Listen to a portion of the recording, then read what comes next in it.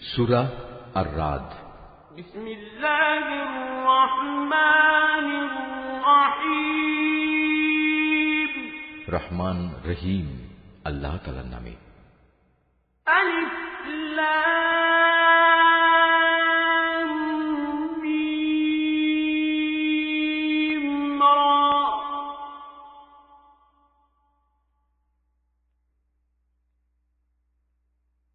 তিলকা আয়াতুল কিতাব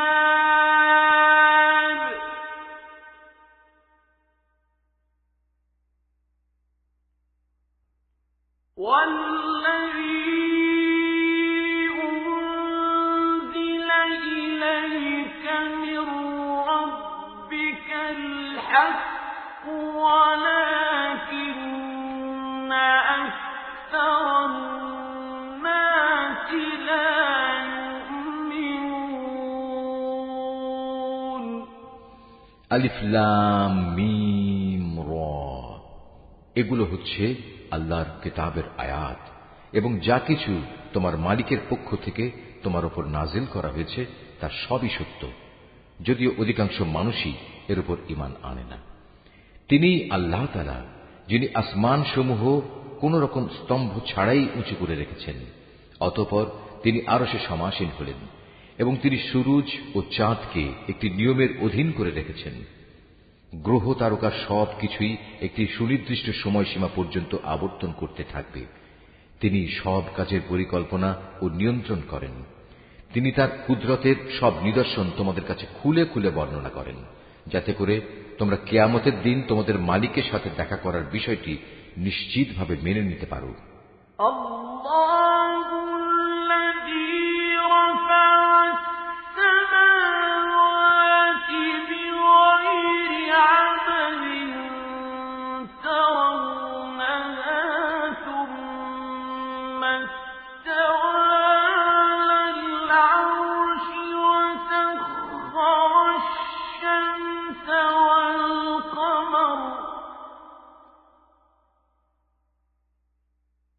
كل يجري لأجل مسمى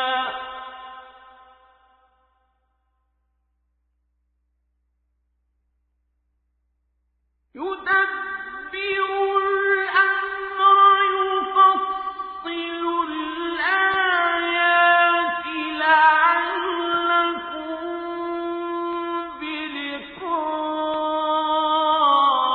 ربكم توقنون.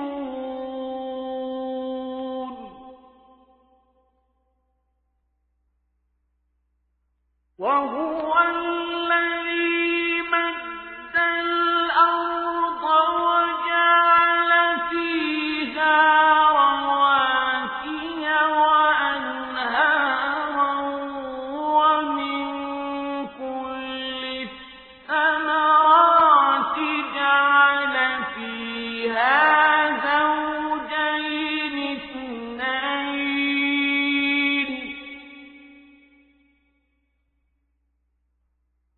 يغشي الليل النهار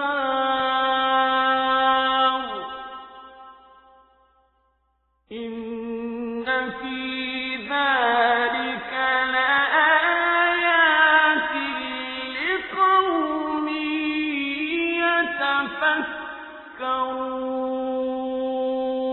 يتفكرون. وفي الأرض قطع متجاورات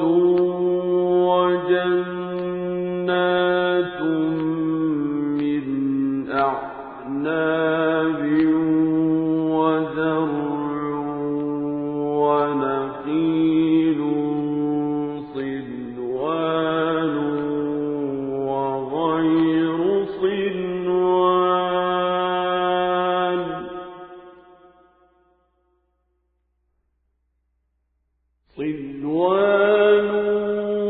وغير صنوان يسقى بماء واحد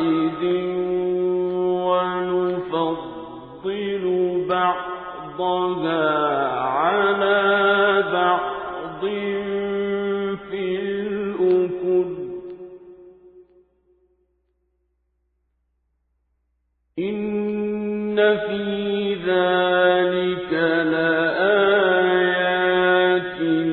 لقوم يعقلون তিনি তোমাদের জন্য এই জমিন বিস্তৃত করে দিয়েছেন এবং তাতে পাহাড় ও নদী বসিয়ে দিয়েছেন। সেখানে আরো রয়েছে রং বেরঙের ফল ফুল, তাও বানিয়েছেন আবার জোড়ায় জোড়ায়।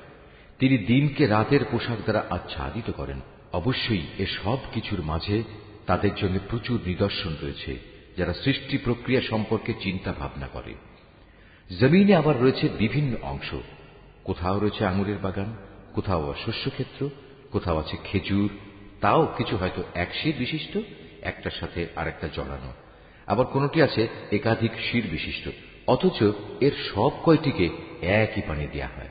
তা সত্ত্বেও আমি স্বাদে গন্ধে এক ফলকে আরেক ফলের উপর প্রাধান্য দিয়ে থাকি। আসলে এ সব কিছুর মধ্যে সে সম্প্রদায়ের জন্য বহু নিদর্শন রয়েছে যারা বোধ শক্তি সম্পন্ন। وَإِن تَعْجَبْ فَعَجَبٌ قَوْلُهُمْ أَإِذَا كُنَّا تُرَابًا أَإِنَّا لَفِي خَلْقٍ جَدِيدٍ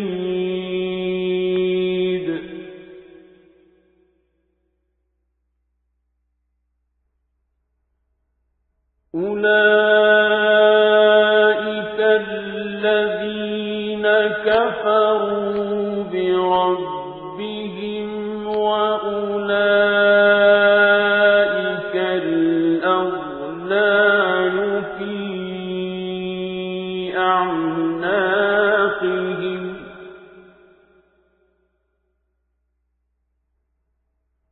وَأُولَئِكَ أَصْحَابُ النَّارِ هُمْ فِيهَا خَالِدُونَ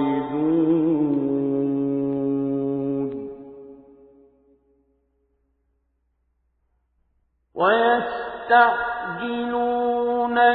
بِالسَّيِّئَةِ قَبْلَ الْحَسَنَةِ وَقَدْ خَلَتْ مِن قَبْلِهِمُ الْمَثُلَاتُ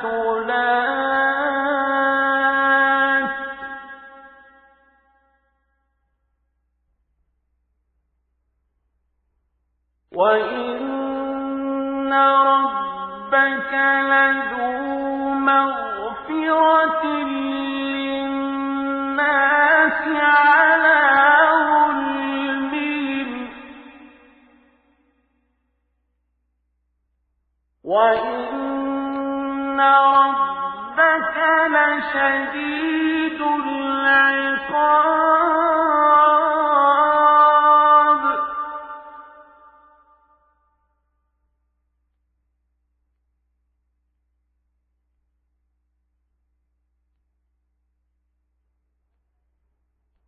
وَيَقُولُ الَّذِينَ كَفَرُوا لَوْلَا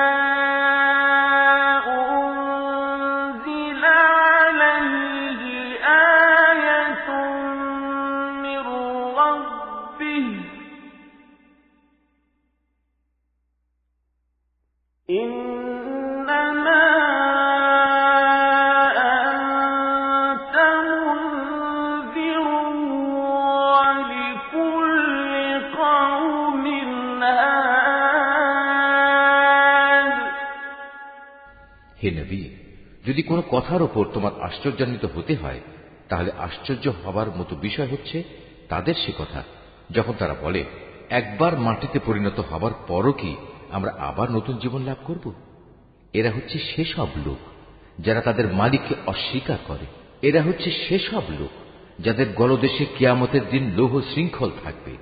এরাই হচ্ছে জাহান্নামের অধিবাসী, সেখানে তারা চিরকাল অবস্থান করবে। এরা তোমার কাছে হেদায়েতের কল্যাণের আগে আযাবের অকল্যাণই ত্বরান্বিত করতে চায়। অথচ এদের আগে আযাব নাজিলের বহু দৃষ্টান্ত গত হয়ে গেছে। এতে সন্দেহ নাই তোমার মালিক মানুষের উপর তাদের বহুবিধ জুলুম সত্ত্বেও তাদের প্রতি ক্ষমাশীল, কিন্তু তোমার মালিক শাস্তি দানের বেলায়ও কঠোর। যারা তোমার নবুয়ত অস্বীকার করে তারা বলে, তার মালিকের পক্ষ থেকে কোনো দৃশ্যমান নিদর্শন কেন নাজিল হয় না? তুমি তাদের বলো, তুমি তো হচ্ছ আযাবের একজন সতর্ককারী রসূল মাত্র, আর প্রত্যেক জাতির জন্য এমনই একজন পথপ্রদর্শক আছে। আল্লাহু ইয়া'লামু মা তাহমিলু কুল্লু উনসা ওয়া মা তাগীদুল আরহাম ওয়া মা তাজদাদ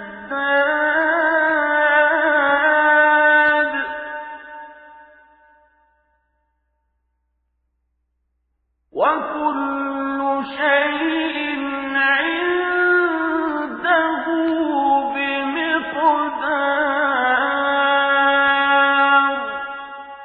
প্রতিটি গর্ভবতী নারী তার ভেতরে যা কিছু বহন করে চলেছে এবং তার জরায়ু সন্তানের যা কিছু বাড়ায় কমায় তার সবই আল্লাহ তাআলা জানেন।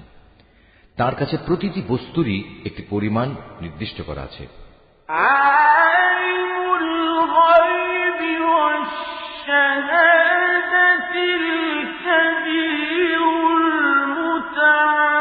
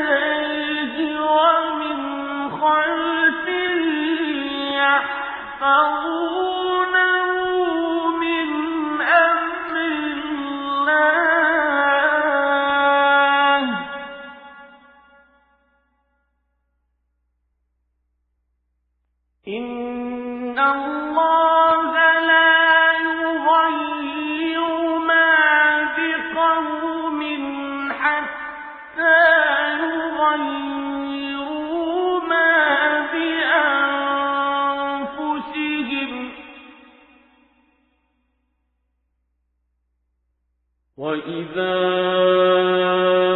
أَرَادَ اللَّهُ بِقَوْمٍ سُوءًا فَلَا مَرَدَّ لَهُ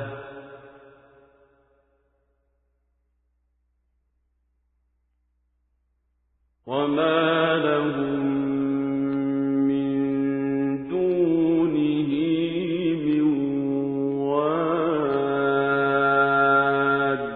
তিনি দেখা অদেখা সব কিছুই জানেন। তিনি মহান, তিনি সর্বোচ্চ মর্যাদাবান।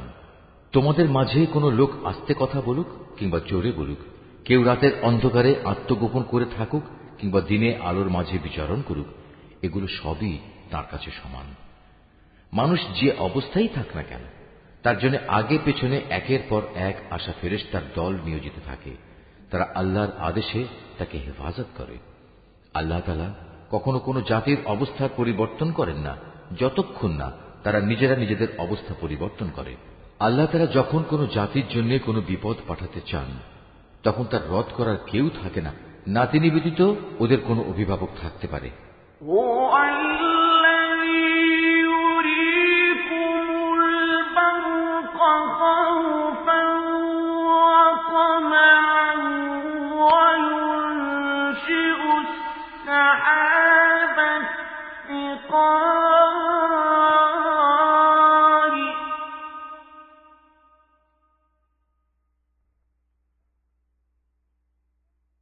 وَيُسَبِّحُ الرَّعْدُ بِحَمْدِ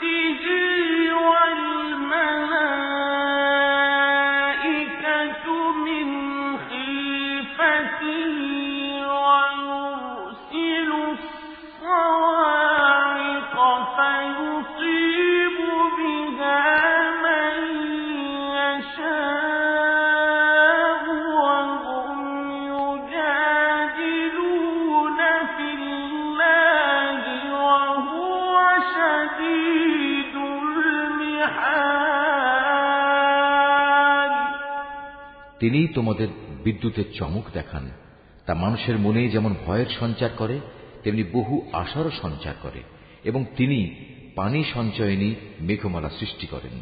আর মেঘের নিষ্প্রাণ গর্জন যেমন তার সপ্রশংস মহিমা ও পবিত্রতা ঘোষণা করে, তেমনি সপ্রাণ ফেরেশতারাও তার ভয়ে তার মাহাত্ম্য ঘোষণা করে। তিনি আকাশ থেকে বজ্রপাত করান, অতঃপর যার উপর তিনি চান তার উপরে তিনি তা পাঠান। অথচ এর নাফরমান ব্যক্তিরা এত কিছু সত্ত্বেও আল্লাহ তাআলার অস্তিত্বের প্রশ্নে বিতর্কে লিপ্ত হয়। তিনি তাঁর কৌশলে ও মাহাত্ম্যে অনেক বড়। লাহু দাওয়াতুল হক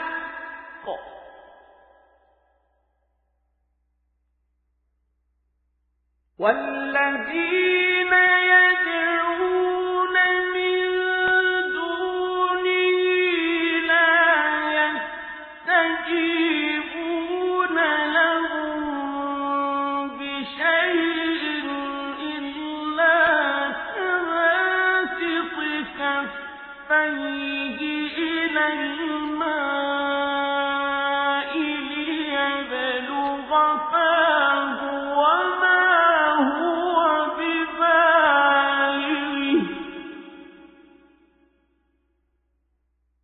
وما دعاء الكافرين إلا في ضلال। এই আয়াতটি যিনি তেলাওয়াত করবেন এবং যিনি এই আয়াতটির তেলাওয়াত শুনবেন তাতে সবাইকে এখানে একটি সাজদা আদায় করতে হবে। এটা ওয়াজিব। وَلِلَّهِ يَسْجُدُ مَن فِي السَّمَاوَاتِ وَالْأَرْضِ طَوْعًا وَكَرْهًا وَظِلَالُهُم بِالْغُدُوِّ وَالْآصَالِ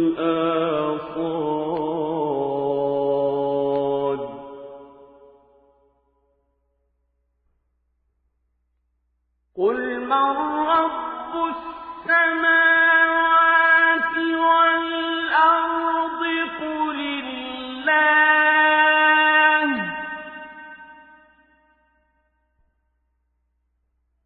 قُلْ أَفَاتَّخَذْتُم مِّن دُونِهِ أَوْلِيَاءَ لَا يَمْلِكُونَ لِأَنفُسِهِمْ نَفْعًا وَلَا ضَرًّا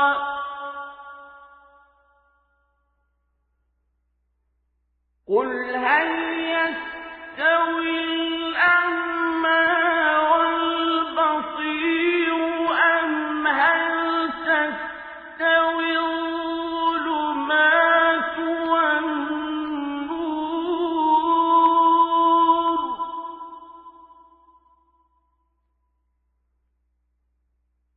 أَمْ جَعَلُوا لِلَّهِ شُرَكَاءَ خَلَقُوا كَخَلْقِهِ فَتَشَابَهَ الْخَلْقُ عَلَيْهِمْ قُلِ اللَّهُ خَالِقُ كُلِّ شَيْءٍ وَهُوَ الْوَاحِدُ الْقَهَّارُ। তাই তাকে ডাকাই হচ্ছে সঠিক পন্থা। যারা তাকে বাদ দিয়ে অন্যদের ডাকে তারা জানে তাদের ডাকে এরা কখনোই সাড়া দেবে না। এদের উদাহরণ হচ্ছে যেমন একজন মানুষ যে পিপাসায় কাতর হয়ে নিজের উভয় হাত পানির দিকে প্রসারিত করে এই আশায় যে পানি নিজে নিজেই তার মুখে এসে পৌঁছবে, অথচ তা কোনো অবস্থায় তার কাছে পৌঁছবার নয়। কাফেরদের দোয়া এমনিভাবে নিষ্ফল ঘুরতে থাকে। আসমান সমূহ ও জমিনে যা কিছু আছে তারা সবাই ইচ্ছায় হোক অনিচ্ছায় হোক আল্লাহ তাআলাকে সিজদা করে চলেছে। এমনকি সকাল সন্ধ্যায় তাদের ছায়াগুলো তাদের মালিককে সিজদা করছে। হে নবী, এদের তুমি জিজ্ঞেস করো, আসমান সমূহ ও জমিনের মালিক কে? তুমি তাদের বলো, একমাত্র আল্লাহ। আরো বলো, তোমরা কেন আল্লাহকে বাদ দিয়ে অপরকে নিজেদের অভিভাবক রূপে গ্রহণ করছো, যারা নিজেদের কোনো লাভ লোকসান করতেও সক্ষম নয়? তুমি এদের জিজ্ঞেস করো, কখনো অন্ধ ও চক্ষুষ্মান ব্যক্তি কি সমান হয়? কিংবা অন্ধকার ও আলো কি কখনো এক হয়? অথবা এরা আল্লাহর সাথে এমন কিছুকে শরীক করে নিয়েছে যে তারা আল্লাহ সৃষ্টির মতো কিছু বানিয়ে দিয়েছে, যার কারণে সৃষ্টির ব্যাপারটি তাদের কাছে সন্দেহের বিষয়ে পরিণত হয়ে গেছে? তুমি তাদের বলো, যাবতীয় সৃষ্টির স্রষ্টা একমাত্র আল্লাহ, তিনি একক ও মহাপরাক্রমশালী।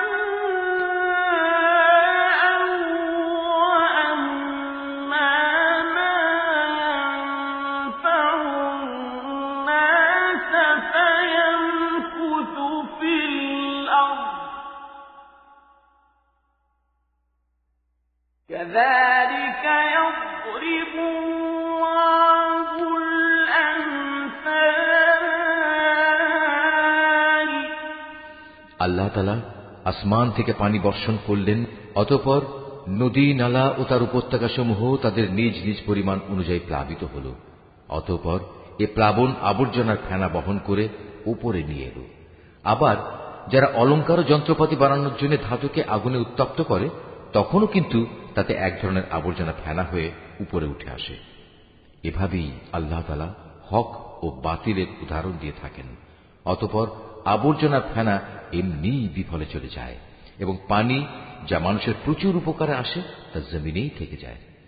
আল্লাহ তাআলা মানুষদের জন্য এভাবেই সুন্দর দৃষ্টান্ত সমূহ পেশ করে থাকেন।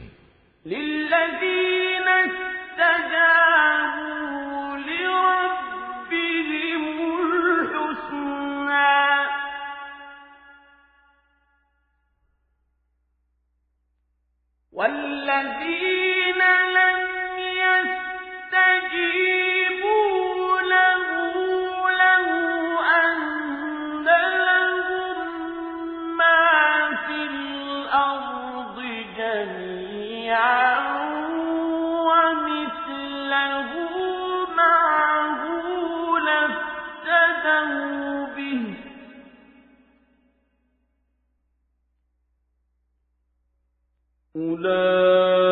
أولئك لهم سوء الحساب ومأواهم جهنم وبئس المهاد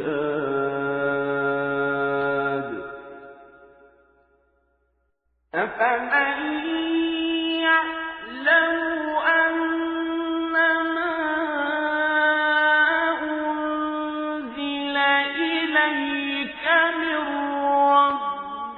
الحق كمن هو أعمى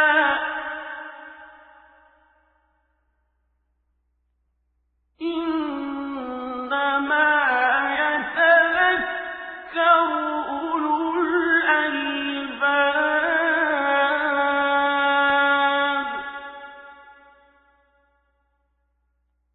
الذين يوفون بعهد الله ولا ينقضون الميثاق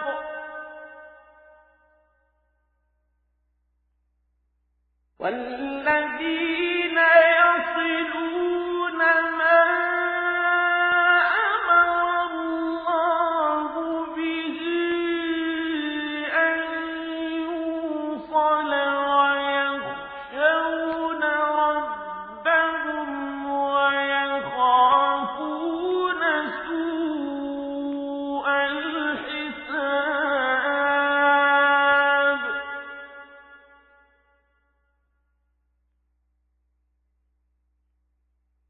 والذين صبروا ابتغاء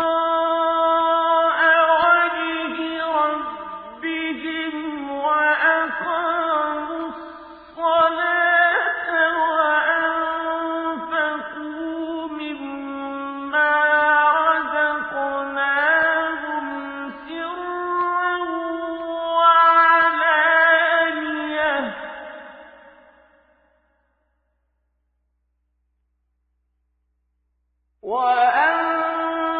وأنفقوا مما رزقناهم سرا وعلانية ويدرؤون بالحسنة السيئة أولئك لهم عقبى الدار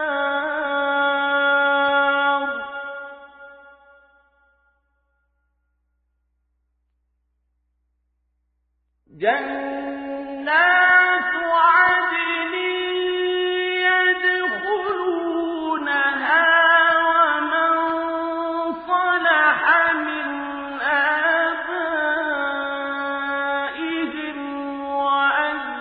وأزواجهم وذرياتهم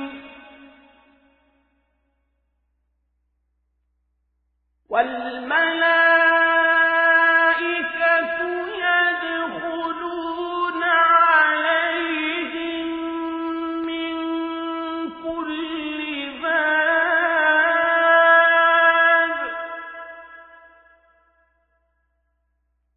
سلام عليكم بما صبرتم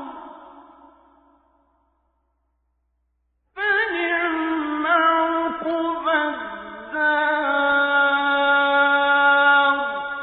যারা তাদের মালিকের এই আহ্বানে সাড়া দেয় তাদের জন্য মহা কল্যাণ রয়েছে, আর যারা তাঁর ডাকে সাড়া দেয় না, কিয়ামতের দিন তাদের অবস্থা হবে তাদের পৃথিবীতে যা কিছু সম্পদ আছে তা সমস্ত যদি তাদের নিজেদের অধিকারে থাকত, তার সাথে যদি থাকত আরো সমপরিমাণ ধন সম্পদ, তা হলেও আযাব থেকে বাঁচার জন্য তারা তার নির্দ্বিধায় মুক্তিপণ হিসেবে আদায় করে দিত। এরাই হবে সেসব হতভাগ্য মানুষ যাদের হিসাব হবে খুব কঠিন।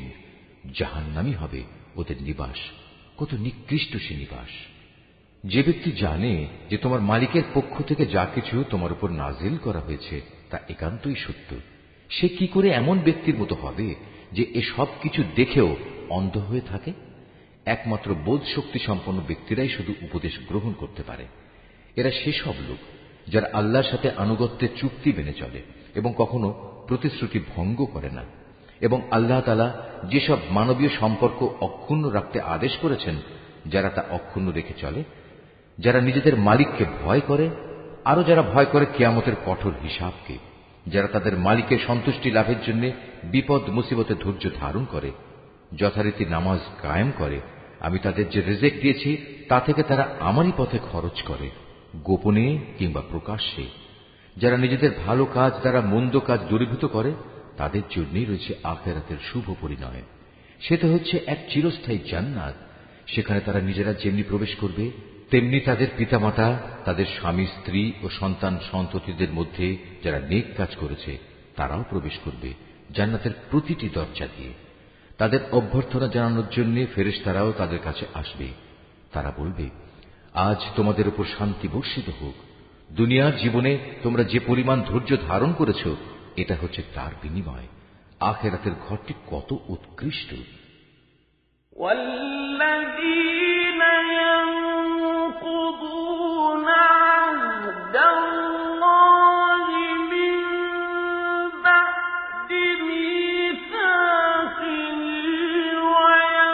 ويقطعون ما أمر الله به أن يوصل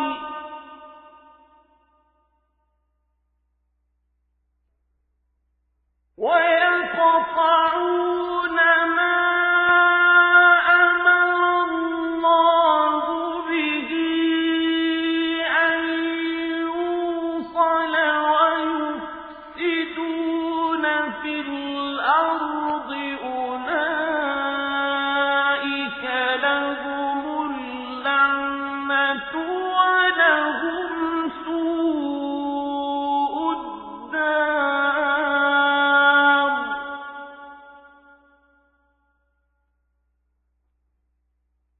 الله يبسط الرزق لمن يشاء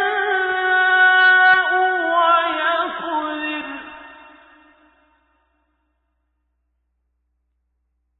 وفرحوا بالحياة الدنيا وما الحياة الدنيا في الآخرة إلا متاع.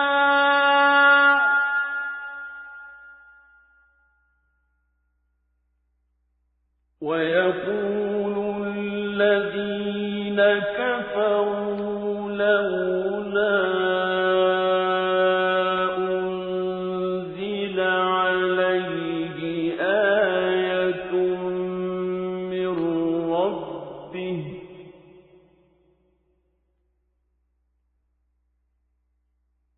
قل إن الله يضل من يشاء ويهدي إليه من أناب.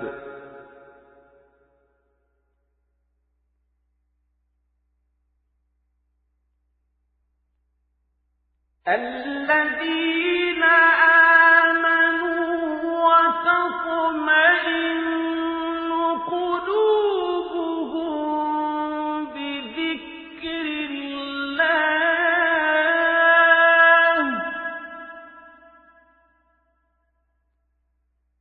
ألا بذكر الله تطمئن القلوب.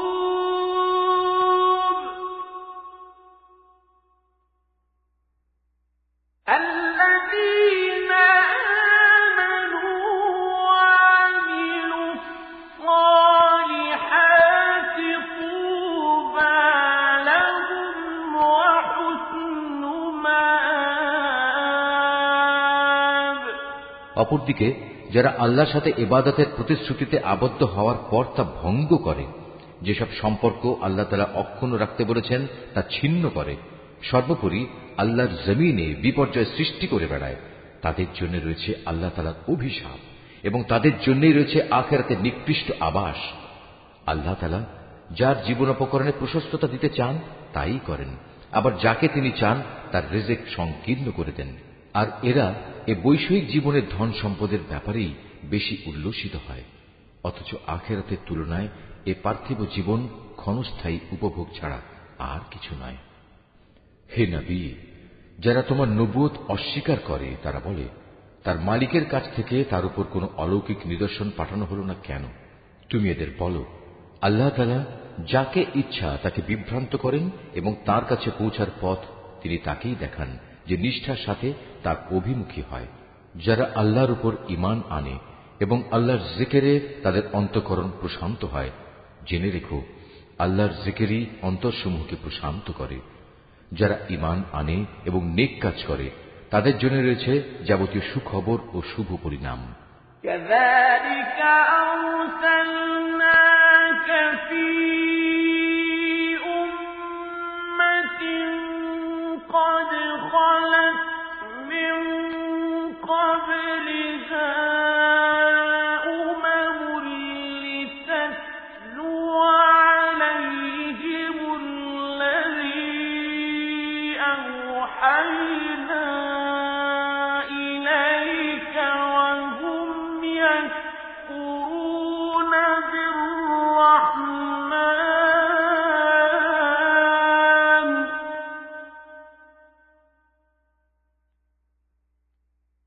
قل هو ربي لا إله إلا هو عليه توكلت وإليه متاب অতীতে যেমন আমি নবী রসুল পাঠিয়েছি তেমনি করে আমি তোমাকেও একটি জাতির কাছে নবী করে পাঠিয়েছি। এর আগে অনেক কয়েকটি জাতি অতিবাহিত হয়ে গেছে যাতে করে তোমরা তাদের কাছে সে কিতাব পড়ে শোনাতে পারো যা আমি তোমার উপর ওহী করে পাঠিয়েছি। এ সত্ত্বেও তারা অনন্ত করুণাময় আল্লাহ তাআলাকে অস্বীকার করে। তুমি তাদের বলো, তিনি আমার মালিক, তিনি ছাড়া আর দ্বিতীয় কোনো মাবুদ নেই। সর্বাবস্থায় আমি তাঁর উপরই ভরসা করি, তাঁর দিকেই আমার প্রত্যাবর্তন। ولو أن قرآنا سيرت به الجبال أو قطعت به الأرض أو كلم به الموتى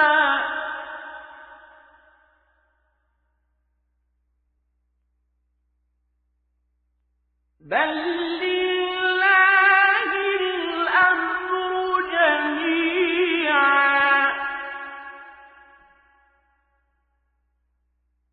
أفلم ييأس الذين آمنوا أن لو يشاء الله لهدى الناس جميعا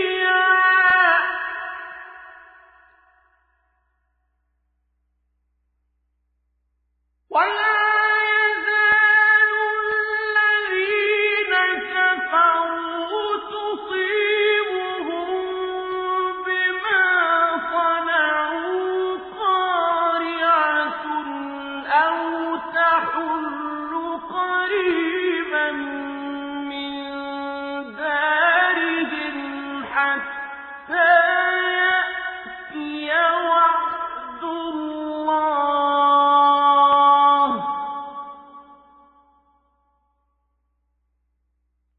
إن الله لا يخلف الميعاد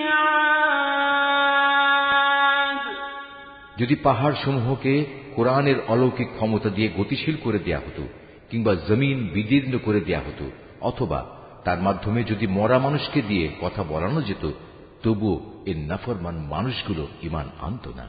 কিন্তু আসমান জমিনের সমস্ত ক্ষমতা একমাত্র তাঁরই হাতে। অতঃপর ঈমানদাররা একথা জেনে কি নিরাশ হয়ে পড়ল যে আল্লাহ তাআলা চাইলে সমগ্র মানব সন্তানকেই হেদায়েত দিতে পারতেন? এভাবে যারা কুফরের পথ অবলম্বন করেছে তাদের কোনো না কোনো বিপর্যয় ঘটতেই থাকবে, কিংবা তাদের নিজেদের উপর না হলেও আশপাশে তা আপতিত হতে থাকবে, যে পর্যন্ত না তাদের জন্য আল্লাহ তাআলার চূড়ান্ত আযাবের ওয়াদা সমাগত হয়। আল্লাহ তাআলা কখনোই প্রতিশ্রুতি ভঙ্গ করেন না। ولقد استهزئ برسل من قبلك فأمليت للذين كفروا ثم أخذتهم فكيف كان عقاب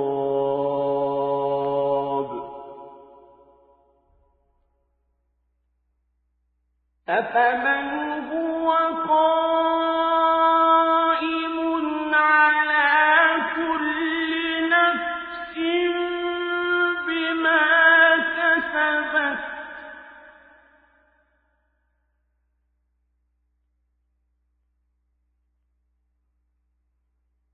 وجعلوا لله شركاء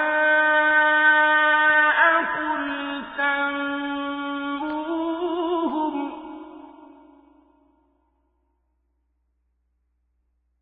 أم تنبئونه بما لا يعلم في الأرض أم بظاهر من القول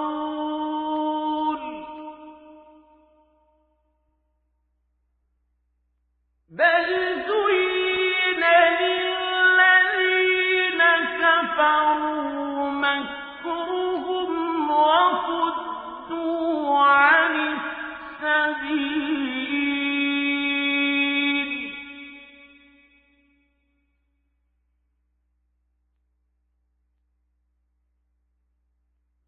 ومن يضلل الله فما له من هاد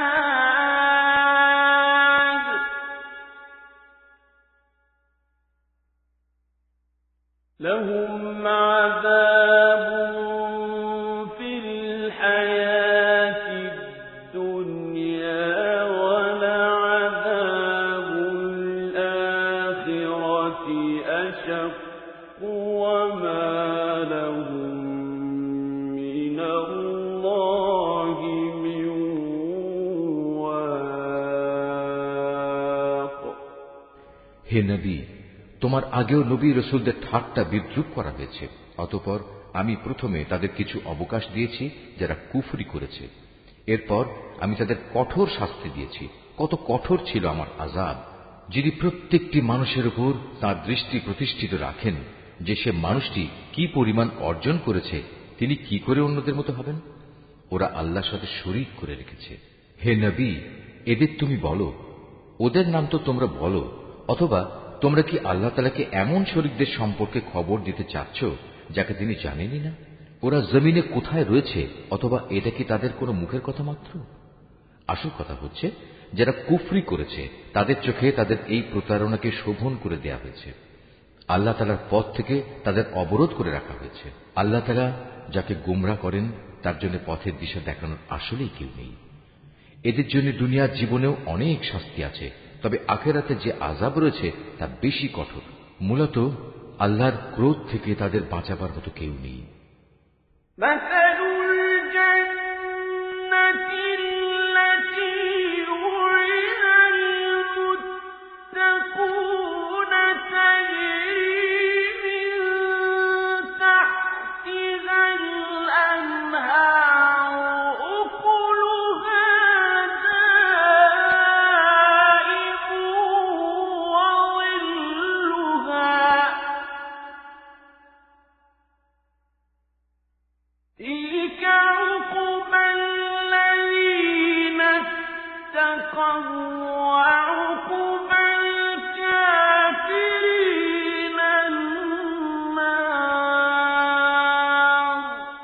পরেশগার লোকদের সাথে যে জান্নাতের ওয়াদা করা হয়েছে তার উদাহরণ হচ্ছে যেমন একটি বাগান, তার নিচ দিয়ে ঝর্ণাধারা প্রবাহিত হচ্ছে, তার ফল ফলারি হচ্ছে চিরস্থায়ী এবং সে বাগানের গাছসমূহের ছায়া রয়েছে। এ সবই হচ্ছে তাদের পরিণাম যারা দুনিয়ায় তাকওয়ার জীবন অতিবাহিত করেছে। কাফেরদের পরিণাম হচ্ছে জাহান্নামের আগুন।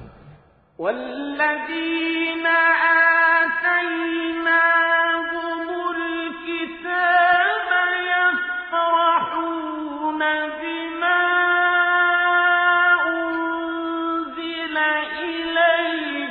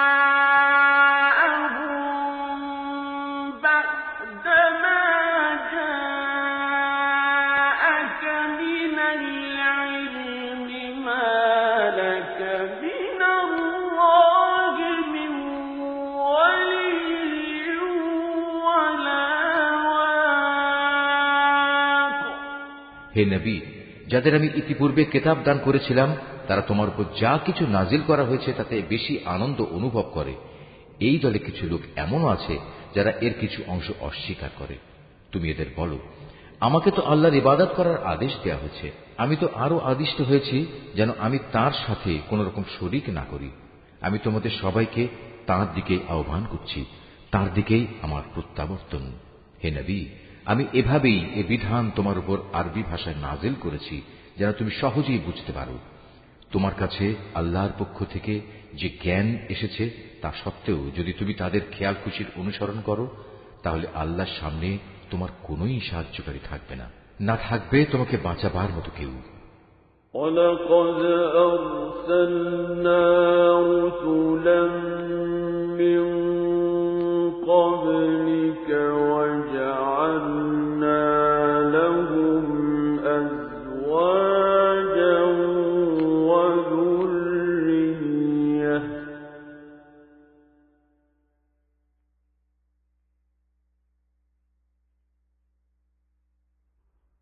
وَمَا كَانَ لِرَسُولٍ أَن يَأْتِيَ بِآيَةٍ إِلَّا بِإِذْنِ اللَّهِ ۗ لِكُلِّ أَجَلٍ كِتَابٌ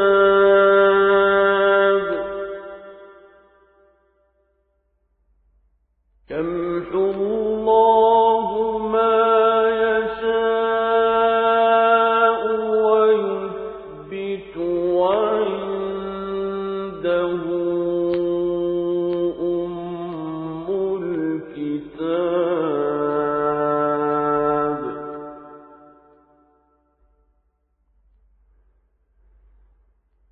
وَإِمَّا نُرِيَنَّكَ بَعْضَ الَّذِي نَعِدُهُمْ أَوْ نَتَوَفَّيَنَّكَ فَإِنَّمَا عَلَيْكَ الْبَلَاغُ وَعَلَيْنَا الْحِسَابُ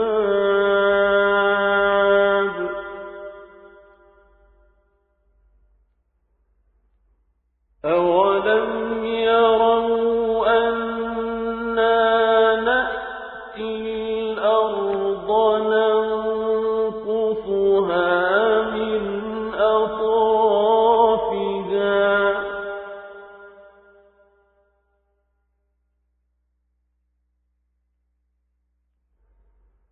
وَاللَّهُ يَحْكُمُ لَا مُعَقِّبَ لِحُكْمِهِ ۚ وَهُوَ سَرِيعُ الْحِسَابِ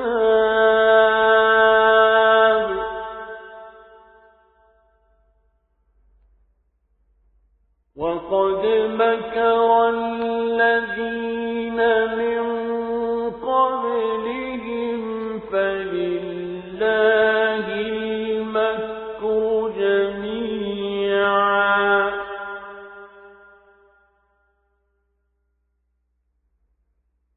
يعلم ما تكسب كل نفس وسيعلم الكفار لمن عقبى الدار। হে নবী, তোমার আগেও আমি অনেক রসূল পাঠিয়েছি এবং তাদের জন্য আমি স্ত্রী এবং সন্তান সন্ততিও বানিয়েছিলাম। কোন রসূলের কাজ এটা নয় যে আল্লাহর অনুমতি ছাড়া একটি আয়াত সে পেশ করবে। মূলত প্রতিটি যুগের জন্যই ছিল এক একটি কিতাব, আর সেসব কিছুর মাঝ থেকে আল্লাহ তাআলা যা কিছু চান তা বাতিল করে দেন এবং যা কিছু ইচ্ছা করেন তা পরবর্তী যুগের জন্য বহাল রেখে দেন। মূল গ্রন্থ তো তাঁর কাছে মজুদ থাকে। হে নবী, যে আযাবের ওয়াদা আমি এদের সাথে করি তার কিছু অংশ যদি তোমার জীবদ্দশায় আমি তোমাকে দেখিয়ে দিই কিংবা তার আগেই যদি আমি তোমাকে মৃত্যু দিই, তাহলে তোমার উদ্বিগ্ন হওয়ার কিছু নেই। কেননা তোমার কাজ তো হচ্ছে আমার কথাগুলো পৌঁছে দেয়া, আর আমার কাজ হচ্ছে অমান্যকারীদের কাছ থেকে তার যথাযথ হিসাব বুঝে নেয়া। এরা কি দেখতে পায় না যে আমি তাদের জমিন চার দিক থেকে আস্তে আস্তে সংকুচিত করে আনছি? আল্লাহ তাআলা যা চান সে আদেশ জারি করেন, তার সে আদেশ উল্টে দেওয়ার কেউই নেই। তিনি হিসাব গ্রহণে খুবই তৎপর। যারা এদের আগে অতিবাহিত হয়ে গেছে তারা বড় বড় ধোঁকা প্রতারণার আশ্রয় নিয়েছিল, কিন্তু যাবতীয় কলা কৌশল তো আল্লাহ তাআলার জন্যই, কেননা তিনিই জানেন প্রতিটি ব্যক্তি কখন কি অর্জন করে। অচিরেই কাফেরা জানতে পারবে আখিরাতে সুখ নিবাস কাদের জন্য তৈরি করে রাখা হয়েছে। وَيَقُولُ الَّذِينَ كَفَرُوا لَسْتَ مُرْسَلًا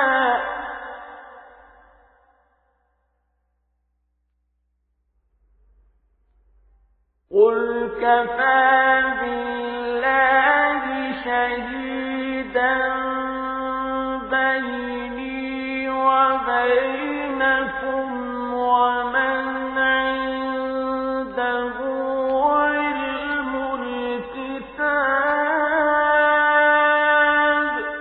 হে নবী, যারা আল্লাহ তাআলাকে অস্বীকার করে তারা বলে, তুমি নবী নও।